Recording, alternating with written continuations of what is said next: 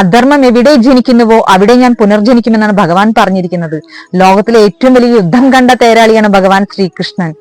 പൊന്നു ഗുരുവായൂരപ്പന്റെ ആചാരങ്ങളെ ആദി ശങ്കരാചാര്യർ ചിട്ടപ്പെടുത്തിയെടുത്തു എന്നാണ് പുരാണങ്ങളിൽ പറയുന്നത്. അത് മനുഷ്യരെ കൊണ്ട് മാറ്റാൻ സാധിക്കില്ല.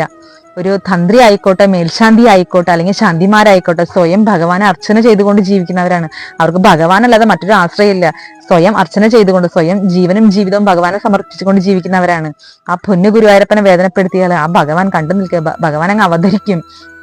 അവിടെ ജന്മപുലിയോ മരണപുലിയോ ആവട്ടെ, അവിടെ ഭഗവാൻ ഗുരുവായൂരപ്പനെ മാത്രമല്ല വേദനപ്പെടുത്തിയിരിക്കുന്നത്. നിലവിളക്ക് എന്ന ദേവസങ്കല്പത്തെ തന്നെയാണ്. ഒരു നിലവിളക്കിൽ അനേകായിരം ദേവീദേവന്മാർ അടങ്ങിയിട്ടുണ്ട്.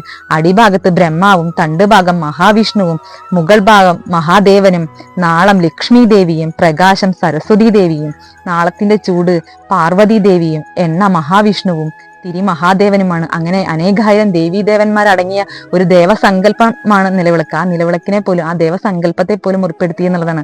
അപ്പൊ ഭഗവാൻ പൊന്നു ഗുരുവായൂരപ്പനെ അവതരിച്ചു. ആ അവതരിച്ച കാഴ്ചകളാണ് കഴിഞ്ഞ ദിവസങ്ങളിൽ നമുക്ക് ഗുരുവായൂരിനെ അറിയാൻ സാധിക്കുന്നത്. മറ്റു ക്ഷേത്രങ്ങളിൽ നിന്നും വ്യത്യസ്തമാണ് ഗുരുവായൂർ ക്ഷേത്രം. എന്തുകൊണ്ടാ വെച്ച് കഴിഞ്ഞാല് ലോകത്തിലെ ഏറ്റവും വലിയ യുദ്ധം കണ്ട തേരാളിയാണ് ആ ശ്രീലകത്തിരിക്കുന്ന പൊന്നുണ്ണിക്കണ്ണൻ. അദ്ദേഹം അനീതി കണ്ടാൽ പുനർജനിക്കുന്ന ഭഗവാനാണ്. അനീതി കണ്ടാൽ നോക്കി നിൽക്കില്ല അദ്ദേഹം പുനർജനിക്കും. ആ കാഴ്ചകളാണ് നമുക്ക് ഗുരുവായൂരിൽ നിന്ന് കാണാനും കേൾക്കാനും സാധിക്കുന്നത്.